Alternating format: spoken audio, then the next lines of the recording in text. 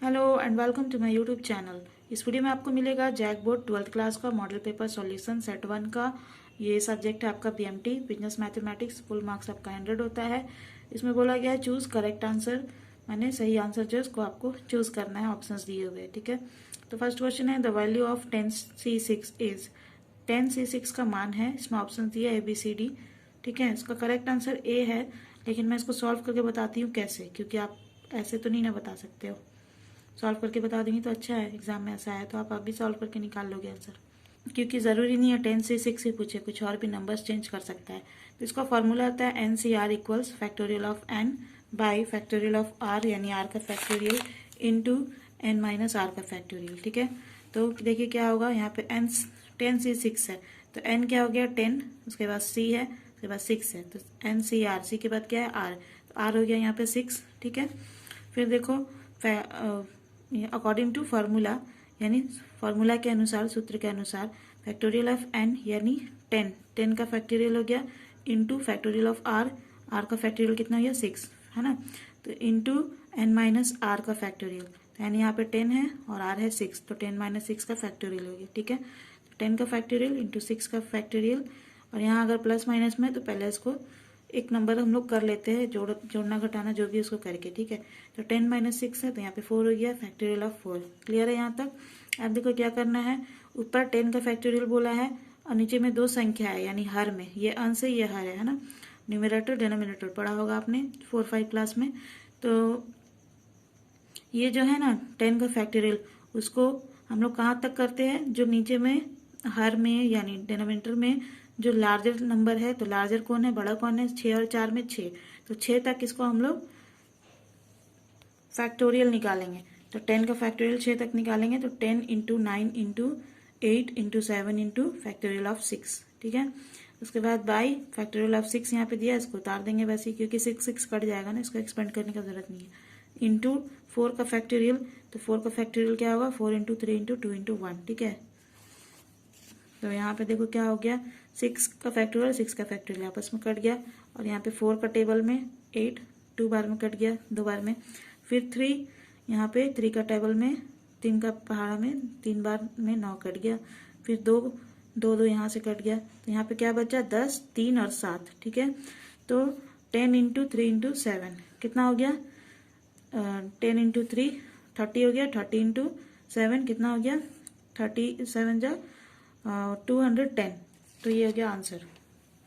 Factorial निकालना आना चाहिए इसके लिए। देखो जैसे 8 का फैक्टोरियल बोलेगा तो क्या करेंगे, 8 का फैक्टोरियल निकालने के लिए हम लोग 1 तक इसको लिखते जाएंगे इंटू इंटू करके, 8 into 7 into 6 into 5 into 4 into 3 into 2 into 1, ठीक है। और 1 का फैक्टोरियल क्या होगा, 1 ही होगा, ठीक है। फिर 2 का फैक्टोरियल क्या होगा, फैक्टोरियल ऑफ 2 इक्वल्स 2 इंटू 1। 0 का फैक्टोरियल क्या होता है 1, एंड 10 का फैक्टोरियल क्या होगा 10 into 9 into 8 into 7 into 6 into 5 into 4 into 3 into 2 into 1, ठीक है। यानी 1 तक इसको एक्सपेंड करते हैं। ये सब आपको याद रखना है, 0 का फैक्टोरियल का भी 1 होगा। क्लियर है।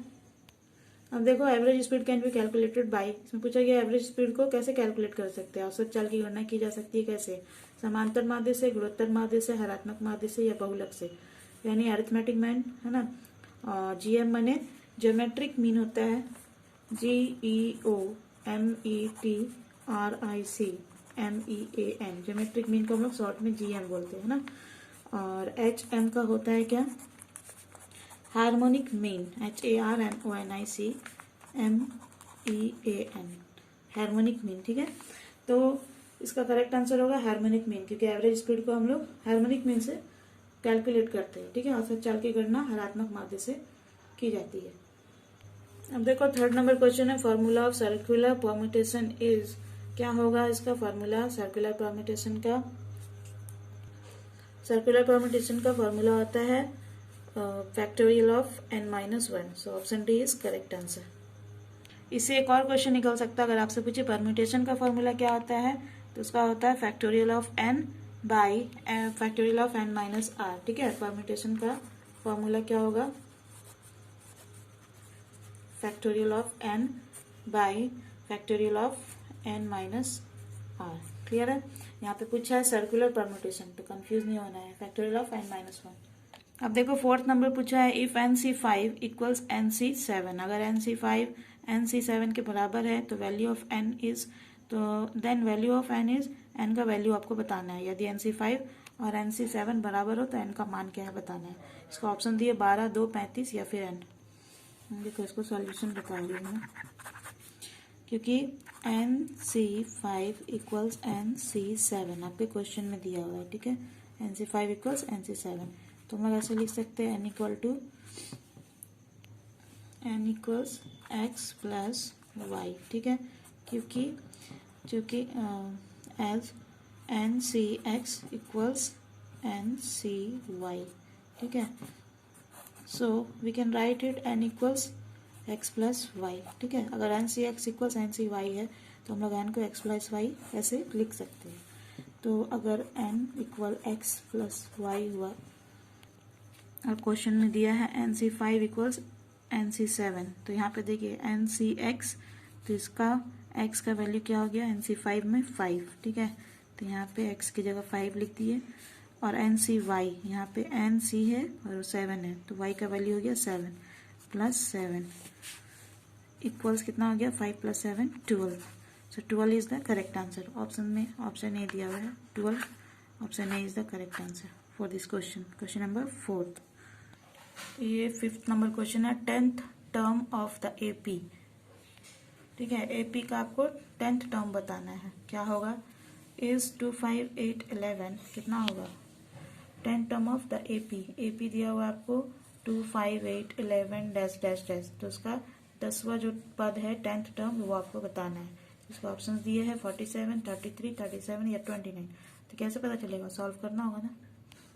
टर्म्स निकालने का फॉर्मूला आता है Tnth equal A plus n minus 1 into D, ठीक है। एक ये फॉर्मूला आता है और एक और फॉर्मूला है Tnth इक्वल टू इक्वल्स जो टर्म पूछा है इससे A plus n minus 1 D, ये फॉर्मूला होता है, ठीक है। दोनों से सॉल्व करके बता रहे हैं, ठीक है। तो यहाँ पे ए का वैल्यू क्या हो गया, स्टार्टिंग वाला जो है 2, ठीक है। तो यहाँ पे आगे दिया हुआ है n, तो n का वैल्यू क्या हो गया, क्योंकि 10th टर्म पूछा है ना, तो n हो गया आपका 10, ठीक है। अब देखिए फॉर्मूला में क्या क्या है, a एंड d, इसमें भी a एंड d। अब d कैसे निकलता है, d इक्वल्स होता है A2 माइनस A1, या फिर A3 माइनस A2, या फिर A4 माइनस A3, ऐसे होता है। तो A1 अगर 2 है तो A2 क्या हो गया 5, और A2 5 माइनस 2, या फिर A3 1, 2, 3 8 माइनस 5 लिखेंगे, ठीक है। या फिर A4 1, 2, 3, 4 11 माइनस 8 लिखेंगे। तो क्या होगा, डी क्या निकलेगा 3 निकलेगा सब कंडीशन में। अब इतना सारा वैल्यू मिल गया सारा का, अब हम लोग इसको फार्मूला में पुट करते हैं। फर्स्ट फार्मूला है Tnth equals A plus n minus 1 into D, तो इसमें अगर हम लोग पुट करते हैं, अब देखो फर्स्ट फार्मूला जो है Tnth equals A plus n minus 1 under bracket into D, ठीक है। तो A का वैल्यू क्या दिया हुआ है 2, वहाँ पे पुट कर देते हैं, ठीक है। n माइनस 1, n क्या दिया हुआ है 10th टर्म पूछा है, तो 10 माइनस 1 इंटू डी हो गया। डी का वैल्यू भी पुट कर देते हैं। डी का वैल्यू कितना है 3, ठीक है। तो कितना हो गया 2 प्लस n माइनस 1 यानी 10 माइनस 1 9 इंटू 3, ठीक है। तो बॉडमास रूल के अनुसार इंटू हम लोग पहले करते हैं, 9 3 ज़ा 27, यहाँ 2 है, 2 प्लस 27 कितना हो गया 29। तो यहाँ पे 10th टर्म पूछा है यानी T10th कितना हो गया 29, ठीक है। अब सेकंड फार्मूला जो हम लोग का है T10th, इसमें वैल्यू पुट करेंगे अगर, तो क्या है, फॉर्मूला सेम है, बस मैं इसको शॉर्टकट बता रही हूँ, ठीक है। तो यहाँ पे A plus n minus 1 into D दिया हुआ था, तो यहाँ पे हम लोग A प्लस 10th दिया हुआ ना 10th टर्म, तो हम लोग डायरेक्ट 9D लिख देते हैं, ठीक है। एक कम कर देते हैं, A प्लस 9D हो गया। अगर 11 पूछा रहता तो 10D लिख देते हैं। तो A का वैल्यू क्या है आपका 2 प्लस 9 इंटू डी कितना था 3, कितना हो गया 9 3 था 27, 2 प्लस, तो एक स्टेप कम हो गया, आपका फार्मूला सेम है, 29 आंसर। सो इधर ऑप्शन में आपको दिया है option D 29 is the correct answer. 10th term हो गया एपी का 29। फॉर्मूला सेम है, एक स्टेप कम हो गया यहाँ पे n-1 डायरेक्ट एक स्टेप कम हो गया, ठीक है। 10 पूछा है तो 9d, 8 पूछे तो 7d, मैंने एक कम करके हो जाएगा। अब देखो 6 नंबर क्वेश्चन पूछा है, sum of deviation taken from arithmetic mean is 0। समांतर माध्य से लिए गए विचलकों का योगफल शून्य होता है। ट्रू है या फॉल्स है? ये ट्रू है, क्योंकि sum of deviation taken from arithmetic mean is 0, हमेशा 0 ही होता है। समांतर माध्य से लिया गया जो विचलकों का योगफल शून्य होता है, ये सही है। क्वेश्चन नंबर 7 है, the value of 4 factorial of 4 is, इसका ऐसे भी लिख सकते हैं फैक्टोरियल, या फिर ऐसे भी बोलेगा तो कंफ्यूज नहीं होना, ठीक है, या ऐसे बोला तो सेम चीज़ है। अभी मैंने आपको फर्स्ट क्वेश्चन बताया था ना, फैक्टोरियल कैसे निकालते हैं। फैक्टोरियल ऑफ 4 इक्वल्स, या फिर सॉरी फैक्टोरियल ऑफ 4 ऐसे भी लिखते हैं ना, इक्वल्स 4 इंटू 3 इंटू 2 इंटू 1, यानी 1 तक इसको लिखते हैं।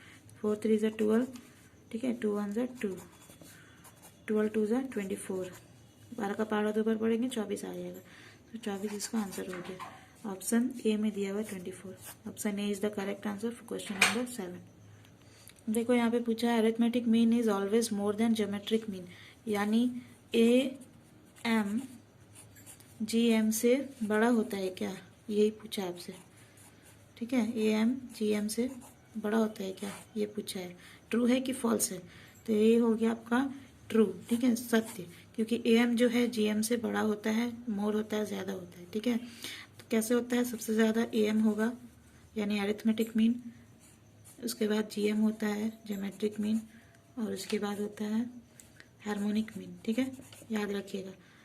अगर पूछेगा हार्मोनिक मीन से बड़ा होता है जी, तो ये भी ट्रू हो जाएगा, ठीक है, ज्योमेट्रिक मीन। क्लियर है, सबसे ज़्यादा होता है ए एम, फिर जी एम, फिर एच एम। यहाँ से आपका एक और क्वेश्चन आ सकता है, A M G M H M का फॉर्मूला भी याद कर लीजिएगा अच्छे से। क्वेश्चन नंबर 9 है, इफ ए इक्वल्स 4 2 -1 3 और बी है 2 3 4 1, then A plus B will be, A plus B क्या होगा। यहाँ ए बी सी डी आपको ऑप्शन दिए हुए हैं, ये होगा, ये होगा, ये होगा, या फिर नन ऑफ दिस, इनमें से कोई नहीं होगा। तो उसको सॉल्व करके निकाल ले तो ज़्यादा अच्छा है, डायरेक्ट तुक्का मारने से। यहाँ पे आपको मैट्रिक्स वाला क्वेश्चन पूछा है, इसको ऐड करने, तो ए प्लस बी कैसे करेंगे, इक्वल्स, क्योंकि ए का वैल्यू दिया है, क्या दिया है 1 2 -1 3, ठीक है। आपसे वैल्यू दिया हुआ है ए बी का, और ए प्लस बी को जोड़ के बताने बोला है कि क्या होगा, ठीक है। तो ए और बी का जो वैल्यू दिया हुआ है, उस सबको यहाँ पे हम लोग ए और बी की जगह में लिखते जाएंगे, ठीक है। तो क्या क्या दिया हुआ है, ए 1 2 -1 एंड 3, ठीक है, प्लस बी क्या दिया हुआ है, बी का वैल्यू दिया हुआ है 2 3 4 1, ठीक है। इसको ऐसे लिख दिए। अब देखो इसको कैसे ऐड करते हैं, समझो, बहुत इजी है। देखो यहाँ पे 1 है और यहाँ पे 2 है, तो 1 + 2, ठीक है, और ऐसे इसको उतार देते हैं। ए प्लस बी का वैल्यू निकाल रहे हैं हम लोग, और यहाँ पे 2 है, और ऐसे यहाँ पे सेकंड नंबर में क्या है 3 है, ठीक है, तो 2 + 3 ऐसे लिखती है। फिर यहाँ पे देखो क्या है, -1 है और यहाँ पे 4 है, -1 + 4, ठीक है। फिर यहाँ पे क्या है, देखो 3 है और प्लस यहाँ पे 1 है, ऐसे उतार दिए, है ना, इजी। अब 1 + 2 कितना हुआ 3, एंड -1 + 4 कितना हो गया, +-3, बड़ा है तो बड़ा का साइन लगेगा, तो प्लस, आपको कुछ मत करना। 2 + 3 हो गया 5, 3 + 1 हो गया 4, तो ये हो गया आपका आंसर, ठीक है, 3 5 3 4। तो कौन सा ऑप्शन में दिया हुआ है 3 5 3 4, option A. Option A is the correct answer for the question number 9, 3 5 3 4, option A. Clear है। अब देखो क्वेश्चन नंबर 10 है, क्या पूछा है, इफ ए इक्वल्स, ए का वैल्यू दिया है 1 2 3 एंड बी इक्वल्स 3 4, बी का वैल्यू दिया है 3 4, देन फाइंड ए, ये साइन दिया हुआ है, इसको बोलते हैं इंटरसेक्शन, ठीक है, A intersection B. Set A क्या दिया हुआ है, सॉल्यूशन करके बता रही, सॉल्व करके। सेट ए दिया है 1 2 3, ठीक है, एंड सेट बी दिया हुआ है, क्या दिया हुआ है 3 4। और आपसे क्या पूछा गया है ए इंटरसेक्शन बी, ठीक है, इसको बोलते हैं intersection. A intersection B equals what, यही पूछा ना आपसे। तो हम लोग ए इंटरसेक्शन बी को क्या करते हैं, यहाँ पे देखो ए में दिया 1 2 3 नंबर्स, ठीक है, एंड बी में दिया है 3 4। तो इसमें कॉमन क्या है, 1 इसमें नहीं है, 2 इसमें भी नहीं है, 3 है, हाँ 3 इसमें भी है, 4 इसमें नहीं है। तो दोनों में कॉमन क्या है 3, दिख रहा है आपको। तो जो कॉमन होता है ना उसी को हम लोग बोलते हैं इंटरसेक्शन, निकालते हैं वैसे। तो 3 ये हो गया आंसर, ए इंटरसेक्शन बी 3 हो गया। तो इंटरसेक्शन निकालने के लिए सेट ए और सेट बी में जो कॉमन होता है उसी को लिख देते हैं। सो 3 कहाँ पे दिया हुआ है, option B. Option B is the correct answer for this question. अब देखो क्वेश्चन नंबर 11 में बोला गया है ए इक्वल्स 2 4 6 8, यानी सेट ए दिया हुआ है 2 4 6 8 है इसका मतलब ये नंबर, एंड बी दिया हुआ है सेट बी, इसमें 6 8 10 12 है, ठीक है। फाइंड ए, यहाँ पे जो ये साइन है उसको बोलते हैं यूनियन, ठीक है, ए यूनियन बी पूछा गया है। तो ए यूनियन बी निकालने के लिए क्या करना पड़ता है, A union B. Set A और सेट बी में जितने भी नंबर्स है ना उन दोनों नंबर में जो सेम है उसको सिर्फ एक बार लिखते हैं, ठीक है। जो नंबर दोनों में है उसको सिर्फ एक बार लिखते हैं। देखो कैसे, जैसे ए में ये वैल्यू दिया, बी में ये, तो यहाँ पे 2 दिया है तो हम लोग 2 लिखे, फिर 4 लिखे, फिर 6 दिया 6 लिखे, या 2 4 तो इसमें नहीं दिया, इसमें लिख दिए, ठीक है। यहाँ पे 6 है और बी में भी 6 है, तो 2 बार 6 नहीं लिखना है, एक ही बार लिखना है। अगर कॉमन है दोनों में तो एक ही बार लिखना है उस नंबर को, क्लियर है। अब देखो 8 ए में भी दिया है, बी में भी दिया है, लेकिन एक ही बार लिखा जाता है यूनियन में, ठीक है, तो 8 ही लिखे। अब देखो यहाँ पे ए खत्म हो गया, अब बी में जो बचा उसको पूरा लिख देना है 8 के बाद 10 12, क्लियर है। तो जो भी उसमें नंबर है एक ही बार लिखना है, रिपीट नहीं करना है। ये हो गया ए यूनियन बी, 2 4 6 8 10 12। तो कौन सा ऑप्शन में दिया है ये 2 4 6 8 10 12, option A is the correct answer for this question. Question number 11 का आंसर होगा ऑप्शन ए, क्लियर है। अब देखो क्वेश्चन नंबर 12 दिया है, what is the method which can be used in any type of question of interpolation और extrapolation. यानी interpolation और एक्स्ट्रापोलेशन में ऐसे क्वेश्चन जो हो इंटरपोलेशन और एक्स्ट्रापोलेशन, उसमें कौन सा मेथड यूज कर सकते हैं। ऐसी कौन सी विधि है जो अंतर्गणन या बाह्यगणन के किसी भी प्रकार के प्रश्न में प्रयोग की जा सकती है। ऑप्शन बी है बायनोमियल एक्सपेंशन मेथड, द्विपद विस्तार विधि। ऑप्शन बी है लैग्रेंज मेथड। ऑप्शन सी है न्यूटन्स मेथड, या ऑप्शन डी है नन ऑफ दीज, इनमें से कोई नहीं। सो इसका करेक्ट आंसर होगा option A. Option A binomial expansion method, द्विपद विस्तार विधि, इसी के द्वारा अंतर्गणन या बाह्यगणन के किसी भी प्रकार के प्रश्न का हल के लिए हम लोग इसका इस्तेमाल करते हैं, ठीक है। Binomial expansion method can be used in any type of question of interpolation and extrapolation, clear है। नाउ क्वेश्चन नंबर 13 है, देखो dash can not be algebraically, बीजीय रूप नहीं हो सकता है। कौन नहीं हो सकता है, माध्य मीन, या माध्यिका यानी मीडियन, या मोड बहुलक, या फिर नन ऑफ दीज, इनमें से कोई नहीं। तो इसका करेक्ट आंसर होगा माध्यिका, ठीक है। बीजीय रूप नहीं हो सकता है किसका, माध्यिका का। जो मीडियन है, median can not be algebraically, ठीक है। Option B is the correct answer for this question. देखो 14th नंबर क्वेश्चन में क्या पूछा गया है, the sum of square of n natural numbers is, प्रथम n प्राकृतिक संख्याओं के वर्ग का योग है। क्या होता है इसका योग, प्राकृतिक संख्याओं के प्रथम sum of square of n natural number क्या होता है, n into n plus 1 into 2n plus 1 by 6। Option B is the correct answer, clear है। देखो क्वेश्चन नंबर 15 पूछा गया है, secular trend can not be curvilinear, दीर्घकालीन प्रवृत्ति वक्र रेखीय नहीं हो सकती है। ये सही है या गलत है, ट्रू है या फॉल्स है, ये आपको बताना है। तो इसका आंसर होगा फॉल्स, गलत है, ठीक है। कि दीर्घकालीन प्रवृत्ति वक्र रेखीय हो भी सकती है, नहीं हो सकती, ये गलत है। Secular trend can not be curve line, it's a false statement. Question number 16 is which of the following relationship is correct. इसमें से आपको बताना है कि कौन सा संबंध सही है, ठीक है, रिलेशन सही है। एम, देखिए ऑप्शन दिए हैं, option A M equals root G M into H M, या फिर ऑप्शन बी है H M equals root A M into G M, या फिर ऑप्शन सी है G M equals root A M into H M, या फिर option D है G M equals A M plus H M by 2। इसका correct answer है option C, G M equals. ये सही है कि जी एम का फॉर्मूला क्या होता है, root A M into H M. Clear है। क्वेश्चन नंबर 17 है, how many permutation of the letters of the word apple are there. ये बहुत ही समझने वाला क्वेश्चन है, ठीक है, ये बहुत ही इंपॉर्टेंट है, हर साल आता है। एप्पल शब्द के अक्षरों के कितने क्रम है ये आपको बताना है। ऑप्शंस दिए है 600 या फिर 120 या 240 या फिर 60। इसको सॉल्व करके बताती हूँ मैं। देखो, नंबर ऑफ वेज इक्वल्स कितना बोला है, एप्पल का पूछा है, ठीक है, permutation of letter of the word apple. तो एप्पल में कितने लेटर्स है, A P P L E, ठीक है, ये लेटर्स है ना। तो 1 2 3 4 5, तो ऊपर में हम लोग पूरा टोटल नंबर ऑफ लेटर्स का ये करते हैं, टोटल नंबर ऑफ लेटर्स का फैक्टोरियल लिखते हैं। तो टोटल नंबर ऑफ लेटर्स कितना है, 5, तो फैक्टोरियल ऑफ 5 हो गया, ठीक है। 1 2 3 4 5, 5 लेटर है ना एप्पल में, बाई। अब देखो एप्पल में क्या क्या लेटर्स है, A P P L E, ठीक है। तो ए कितना बार आया, एक बार, ठीक है, और पी कितना बार में आया है, कितना बार आया है, 2 बार, एल एक बार और ई एक बार। तो ये सब का भी हम लोग फैक्टोरियल निकालते हैं। तो ए का हो गया फैक्टोरियल ऑफ 1, ठीक है, इंटू पी कितना बार आया है, 2 तो पी है ना एप्पल में, फैक्टोरियल ऑफ 2 इंटू एल कितना है, 1, तो यह फैक्टोरियल ऑफ 1 इंटू ई कितना है, 1, फैक्टोरियल ऑफ 1, ठीक है। तो 1 का फैक्टोरियल मैंने कुछ भी नहीं, इसको काउंट नहीं करना है, क्योंकि फैक्टोरियल ऑफ 1 1 ही होगा ना।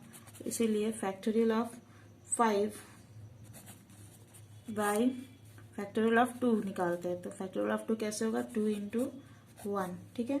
और 5 का फैक्टोरियल क्या होता है, 5 into 4 into 3 into 2 into 1। Clear है।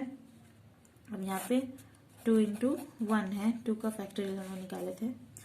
अब देखो 2 का टेबल में 2 कट गया, 1 1 कट गया, दोनों कट गया, क्या बचा, 5 इंटू 4 इंटू 3, ठीक है। तो 5 4 ज़ा 20, 23 ज़ा 60, 60 इसका आंसर हो गया। देखो ऑप्शन कौन सा ऑप्शन में 60 दिया है, 60, ऑप्शन डी में दिया है 60, so option D is the correct answer for this question. मैं चाहूँ तो डायरेक्ट आपको बता दूं, लेकिन डायरेक्ट बताने का कोई फायदा नहीं है, क्योंकि जब तक आप सॉल्व करना नहीं सीखेंगे तो एग्जाम में कैसे आंसर लिखोगे, है ना।